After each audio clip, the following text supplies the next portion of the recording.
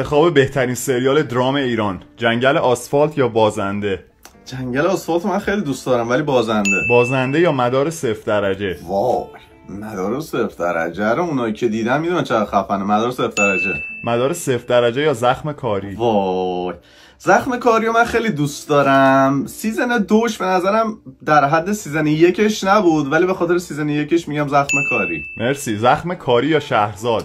وای، من شهرزاد رو خیلی دوست دارم، میگم شهرزاد. شهرزاد یا در انتهای شب؟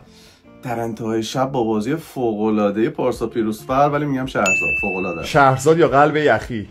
شهرزاد. شهرزاد یا میوه ممنوعه؟ وای، میوه ممنوعه فوق‌العاده علی نصیریان، ولی بازم میگم شهرزاد. شهرزاد یا همگناه؟ اوه، همگناه میدونم خیلی طرفدار داره، ولی بازم میگم شهرزاد. شهرزاد یا یاغی؟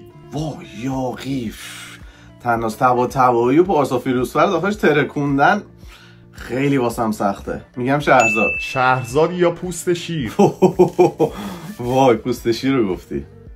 ببین، پوست شیر واقعا به نظرم یکی از کاملترین سریالای درام ایرانی که تا الان ساخته شده. شهرزادم تاریخی خیلی خفنه. من میگم پوست شیر. خیلی پوست شیر یا قورباغه؟ وای، قورباغه. نوید محمدزاده توش ترکونده، خیلی سریال خفنیه. اومد سیدی. من میگم پوست شیر.